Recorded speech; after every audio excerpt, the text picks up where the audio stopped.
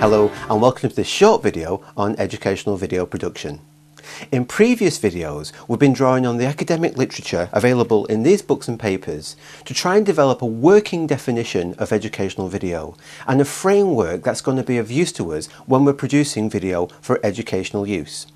We've tried to use these definitions in a number of ways, and we've seen that educational video has a learning objective or objectives, and it can take a number of different forms, including instructional, drama, it can be a supplement, or we've seen that video can be used as a research tool. Now, in more recent videos, we've examined other academic literature, including the work of Ashley Pinnington and Larry Cuban. So how can we use their work to develop this framework a stage further and create a tool that's useful to us in educational video production? Well, we can start off by using this framework in a different way. We've already made a distinction between educational television and educational video, helped by the work of DeLuca and from Millison and Owen. Television, we've seen, is created for broadcast purposes, while video is created for use as a DVD or online. This distinction is useful to us because it helps us realise we're video producers and not television producers. The next distinction we can see was created by Tony Bates. In his work, he notes an educative effect of television where learning may be incidental and where the audience may be undefined. Educational video, on the other hand, has a learning objective.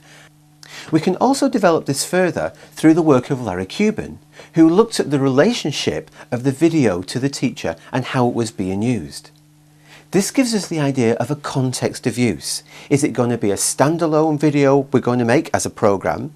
Will the teacher be present when the video is played and introduce it and lead a question and answer or discussion or other activities after the learners have seen the video? Or will the video material be produced as a series of clips that the teacher plans to use alongside other materials in the classroom setting? If you are producing clips, you may not have to pay much attention or produce an audio track at all, because the teacher may wish to add his or her own narrative to the video clips as they're playing in the class. Now, to add to Cuban's definition, we can see that the work of Alessi and Trollope extends the use of video into multimedia. In this case, any video clips will be used alongside other materials and resources that are being designed, and the teacher may not be present when the learner is using the resources, and so this needs to be taken into account when they're being designed. Now, we can now extend this work further through the work of Ashley Pinnington, who makes a distinction between open and closed video. We've seen that open video is such because it's open to learner interpretation. There may be no one set meaning that we have for the learner to read into this, and this is very useful if we want to create a discussion. Closed video, on the other hand, lends itself more towards instructional video, where there's a more precisely defined activity or a series of points to be learnt. Now, both of these give rise to what we can call the user activity.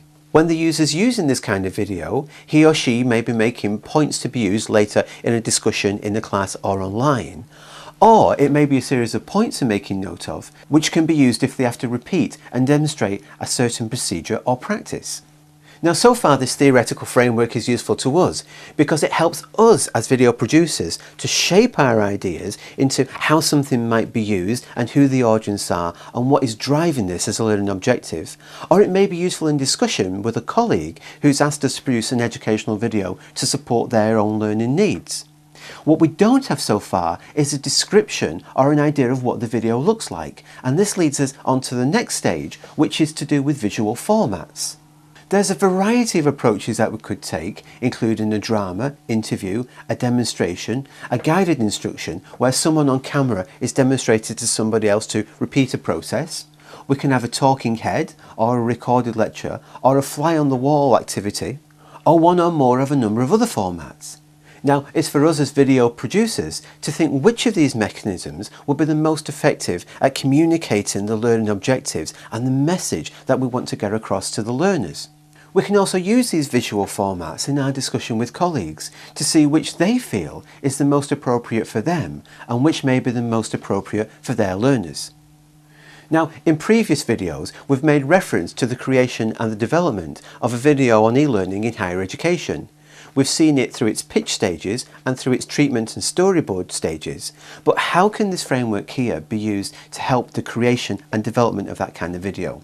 Well, if we apply this, we can see that our video illustration had a clear learning objective, which we saw in the pitch document.